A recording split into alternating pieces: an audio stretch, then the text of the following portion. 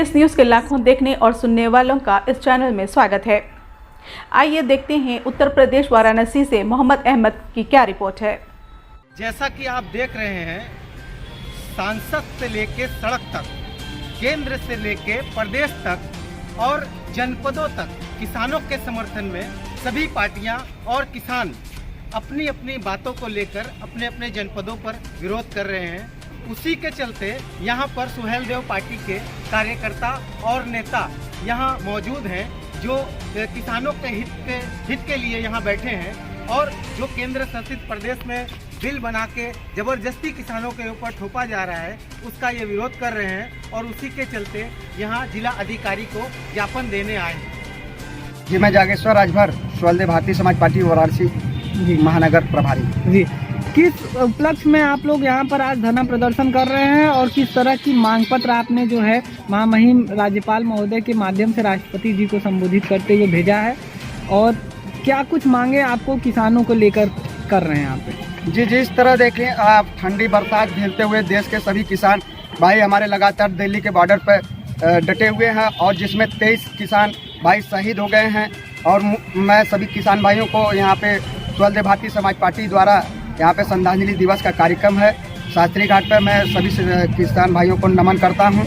और सुहेलदेव भारतीय समाज पार्टी मोदी सरकार से कड़ा विरोध जताते हुए काले कृषि कानून बिल को वापस लेने की मांग कर रही है और राज्यपाल महोदय को, एसडीएम महोदय के माध्यम से राज्यपाल महोदय को दिया गया ज्ञापन कि तत्काल कृषि कानून बिल वापस ले।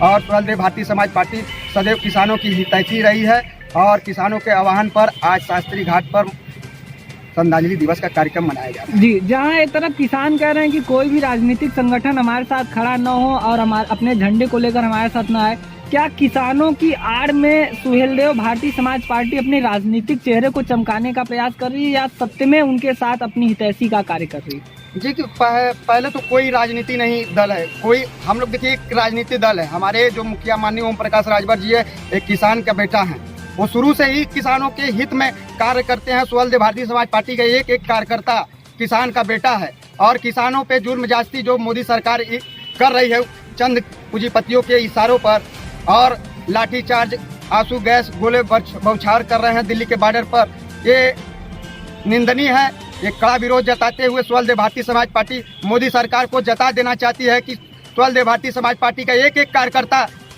चाहे 50 मुकदमा कर ले, चाहे 100 मुकदमा कर ले, वो तैयार है झेलने के लिए, पर ये काले कृषि कानून बिल को आपको वापस लेना ही पड़ेगा।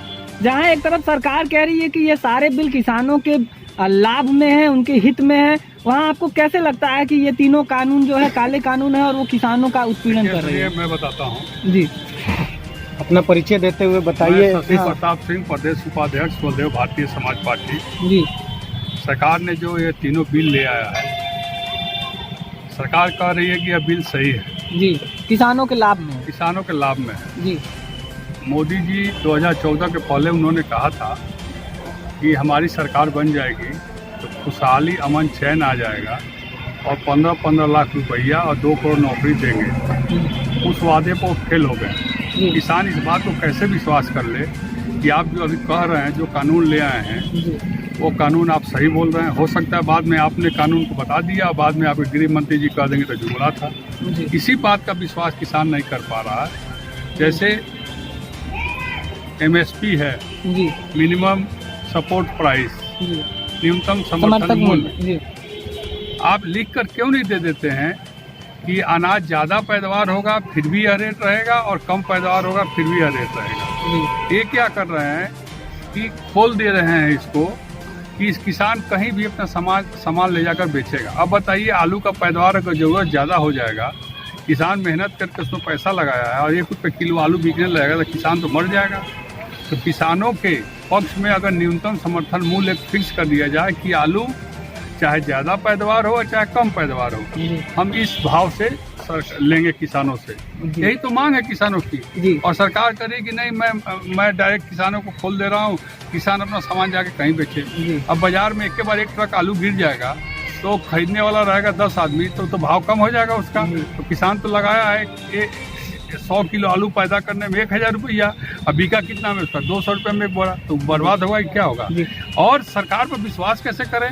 सरकार ने जितने वादे किए 2014 में, 2019 में, एक भी वादा उनका पूरा नहीं हुआ आम जनता के साथ। बाकी वो जो काम कर रहे हैं तो अपने लिए कर रहे हैं, तो कैसे हम विश्वास करें? यही बात को किसान लेकर वहाँ डटे हुए हैं कि प्रधानमंत्री जी खुद आवे और लिखित हमको दें। प्रधानमंत्री जी तो घूम घूम के कह रहे हैं कि नहीं किसानों के साथ कोई अहित नहीं होगा, लेकिन आप तो कहने को तो कहते हैं लेकिन पूरा तो करते नहीं है, इसलिए कोई भी काम पूरा आज तक नहीं हुआ। जी, मंडियों को लेकर आप क्या कहना चाहते हैं? सरकार कहती है कि मंडियां नहीं हटाई जाएंगी, लेकिन किसान इस चीज को समझ नहीं पा रहे हैं, और वहीं पर राजनीतिक पार्टियां भी किसानों की आड़ में मंडियों को लेकर राजनीति कर रही है। देखिए, राजनीतिक पार्टियां जो कर रही हैं वो कर रही हैं। जी, सुहेलदेव भारतीय समाज पार्टी शुभ रूप से उत्तर प्रदेश की पार्टी है और सारे लोग किसान के बेटे हैं। सबके पास 1 बीघा, 2 बीघा, 4 बीघा, 5 बीघा, 10 बीघा जमीन है, उससे अन्न पैदा करके और हम लोग काम करते हैं। तो हम लोग भी किसानों की श्रेणी में ही आते हैं। हम लोग केवल पार्टी बना लेने से और झंडा टांग लेने से पार्टी की बात नहीं होगी। शुद्ध रूप से किसान है हम लोग। और तो मैं तो यह कहना चाहता हूँ कि आपको जब किसान बिल ले आना था तो आपने लोकसभा में इसकी चर्चा क्यों नहीं कराई? क्यों आप 19 सितंबर को जब लॉकडाउन का प्रक्रिया चला था, सारे लोग घर में थे, तो आपने बैकडोर से किस कानून को ले आया? और लाने के बाद आप सीधे राष्ट्रपति को भेज दे रहे हैं, और भी 323 सांसद केवल, 137 करोड़ जनता देश की, 323 सांसद बीजेपी के, यही 323 सांसदों ने मिलकर ही ना इस अध्यादेश को लाया, कानून को लाया और राष्ट्रपति के पास भेज कर साइन करवा लिया। क्या 137 करोड़ जनता बेवकूफ़ है? आज जो लाखों लाख लोग बॉर्डर पर आज 21-22 दिन से ठंड में भूखे प्यासे मर भी गए, उसमें 23 हमारे किसान भाई, तो क्या वो बेवकूफ़ है? क्या उनके घर में IAS PCS अधिकारी नहीं है? क्या वो पढ़े लिखे नहीं है? जब उस कानून को नहीं मान रहे हैं, सबसे बड़ी बात है कि भारतीय जनता पार्टी भारतीय झूठ पार्टी है। ये इतना झूठ बोलती है कि कोई भी विश्वास नहीं करेगा, अभी भी विश्वास नहीं करेंगे। 2014 से पहले का समय आप याद कीजिए, 2014 के बाद का समय याद कीजिए, भ्रामक स्थिति पूरे देश में फैली हुई है। रात को आदमी सोता है तो सुबह उठने के पहले सोचता है कि पता नहीं कौन सा नियम कानून आ जाएगी, घर से निकलना बंद हो जाएगा, कौन सी GST आ जाएगी, कौन सा ये कानून है, कब नोट बदल देंगे, कब घर बदल देंगे, कब जमीन की हथिया लिया जाएगा, बुलडोजर चला दिया जाएगा। आज क्या हो रहा है? इसके पहले कभी सुना है आपने कि कोई क्रिमिनल या कोई बदमाश कोई पकड़ा जाता था तो उसको जेल में सजा दी जाती थी, उसको कठोर कार्रवाई की जाती थी, उसका घर बुलडोजर से नहीं गिरवाया जाता था? यह सरकार क्या कर रही है?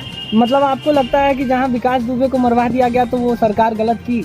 विकास दुबे को मरवाना उचित था जी, लेकिन विकास दुबे का घर गिरवाना अनुचित था। क्यों? अब असंवैधानिक तरीके से और जो है गलत तरीके से धन अर्पित देश को आजाद हुए 75 साल हो गए जी, 74 साल जी, 74 साल में आपने कभी सुना कि किसी अपराधी का घर गिरवाया गया? और एक भी आपको उदाहरण दे देंगे, राजनीति में छोड़ दूंगा जी। लेकिन विकास दुबे अपराधी था, अपराधी है, और विकास दुबे को जो भी शरण दिए हैं और उसके साथ रहे सारे लोग अपराधी हैं, लेकिन उनके बाल बच्चों और परिवार का क्या कसूर है जिनका घर गिरवा के बेघर कर दिया गया? राम जी की जो मंदिर थी अयोध्या में, उसको मुगलों ने गिरवा दिया। राम जी कई साल तक तिरपाल में रहे। क्या अच्छा लगा हम लोगों को कि हमारे भगवान, हमारा आराध्य देव तिरपाल में रहें? उसी तरह उनके परिवार के लोग तिरपाल में रह रहे हैं, चाहे किसी भी बदमाश, गुंडा तो गुंडा, आतंकवादी। किसानों को लेकर सुहेलदेव भारतीय समाज पार्टी आगे क्या कुछ कर सकती है? सुहेलदेव भारतीय समाज पार्टी पूरे उत्तर प्रदेश के 75 जिले में किसानों के आह्वान पे जो किसान कहेंगे उनके साथ कदम से कदम मिलाकर चलेगी। और आने वाले अगले रविवार तक अगर किसानों का मामला नहीं सलटाया गया, जैसे कृषि मंत्री तोमर जी कह रहे हैं कि सलटा लेंगे, प्रधानमंत्री जी लंबी लंबी भाषण दे रहे हैं रविन्द्रनाथ टैगोर जी से दाढ़ी बढ़ा के, तो ये लोग जुमलेबाज हैं, ये लोग झूठे पार्टी वाले हैं, इसीलिए किसान विश्वास नहीं कर रहा है। अगर किसान का आंदोलन खत्म नहीं तो सुहेलदेव भारतीय समाज पार्टी का भी पूरे 75 जिलों में आंदोलन चलता रहेगा। अपना परिचय देते हुए बताइए कि किसानों के समर्थन में किस तरह का प्रयास आप लोग कर रहे हैं और कब तक ये प्रयास चलता रहेगा? मैं सुनील पटेल, प्रदेश सचिव सुहेलदेव भारतीय समाज पार्टी। हम लोग चाहते हैं कि जिस तरह से सुई से लेकर जहाज तक देश में बनाए जाते हैं, उद्योगपति बनाते हैं और अपना रेट वो स्वयं तय करते हैं, उसी तरह से कृषि को भी उद्योग का दर्जा दिया जाए, जिससे आज जैसे पूरे भारतवर्ष में, दिल्ली ही नहीं पूरे भारतवर्ष में किसान लोग आंदोलन कर रहे हैं, आंदोलन की आवश्यकता न पड़े। आपको कैसे लगता है कि किसानों के हित में लाई हुई ये तीनों बिल जो है वो निजी लाभ के लिए निजी हाथों में दे दिया जाएगा और इससे किसानों का उत्पीड़न हो रहा है? जैसा देखिए कि ये सरकार जो है 98% लोगों को छोड़कर 2% लोगों के लिए काम कर रही है। जैसे कि अगर ये इनके बिल को यदि मान लिया जाए तो कल वो स्टोर करने लगे और स्टोर के बाद एकदम हाहाकार मचे, उसके बाद निकालने लगे तो चीज़ें महंगे होने लगेंगी। कहीं कहीं ये जो कानून लाया गया है इससे यह दुर्व्यवस्था हो जाएगी देश में। अमीर 2% व्यक्ति जो है 2% केवल बहुत अमीर बनता चला जाएगा और 98% व्यक्ति धरातल में गिर चला जाएगा। इसलिए इनका कानून जो है गलत है, इनको इस कानून को वापस लेना चाहिए। जहाँ एक तरफ अन्नदाता लगभग 25 दिनों से हमारे देश के राजधानी के बॉर्डर पर बैठे हुए हैं और सरकारें जो है अलग अलग जनपदों में जाकर राजनीतिक चुनाव रैलियां कर रही हैं, क्या आपको नहीं लगता कि किसानों की समस्या को सरकार गंभीरता से ले रही है? बिल्कुल गंभीरता से नहीं ले रही है। यह सरकार केंद्र में बैठी हुई किसान विरोधी सरकार है। जैसा कि हम लोग पहले ही कह रहे हैं, यह सरकार जो है किसान विरोधी सरकार है और उनको हम बताना चाहेंगे जिस सरकार ने जब किसानों पर अत्याचार किया है तो उनकी विदाई हुई है। 2022 में हम लोग उत्तर प्रदेश में विदाई करेंगे और 2024 में उनका केंद्र से विदाई करने के लिए हम लोग तैयार हैं। देखिए, आज पूरे देश में किसान श्रद्धांजलि दिवस का कार्यक्रम चल रहा है। किसानों के आह्वान पर इसी में सुहेलदेव भारतीय समाज पार्टी भी आज किसानों के समर्थन में हम लोग यहाँ पर 1 दिवसीय धरना प्रदर्शित कर रहे हैं और हम लोग के सामने ACM मौजूद रही है, उनको एक मांग पत्र सौंप दे रहे हैं और इनसे निवेदन करेंगे इस मांग पत्र को सही और उसी जगह पहुँचाने का काम करेंगे। बहुत बहुत जिंदाबाद जिंदाबाद, मोदी योगी होश में आओ, होश में आओ, होश में आओ। तानाशाही नहीं चलेगी, नहीं चलेगी, नहीं चलेगी। तानाशाही नहीं चलेगी, नहीं चलेगी, नहीं चलेगी। किसी कानून बिल वापस लो, वापस लो, वापस लो। किसी कानून बिल वापस लो, वापस लो, वापस लो। तानाशाही नहीं चलेगी, नहीं चलेगी, नहीं चलेगी। तानाशाही नहीं चलेगी, नहीं चलेगी, नहीं चलेगी। किसान एकता जिंदाबाद, जिंदाबाद, जिंदाबाद। किसान एकता जिंदाबाद, जिंदाबाद, जिंदाबाद। किसान एकता जिंदाबाद, जिंदाबाद, जिंदाबाद। किसी कानून बिल वापस लो, वापस लो, वापस लो। किसी कानून बिल वापस लो, वापस लो, वापस लो। किसी कानून बिल वापस लो, वापस लो, वापस लो। मोदी जी की होश में आओ। इसी के साथ ये समाचार समाप्त होते हैं। दुआ और उम्मीद यही कि आप जहाँ कहीं भी हों खैर आफियत से हों, आपकी हर सू खुशगवार हो और हर खुशगवार सू का अंजाम बखैर हो। इन्हीं दुआओं के साथ मुझे और मेरी टीम को दीजिए इजाज़त। देखते रहिए BTS न्यूज़ और सब्सक्राइब और लाइक करना ना भूलें। तब तक के लिए जय हिंद।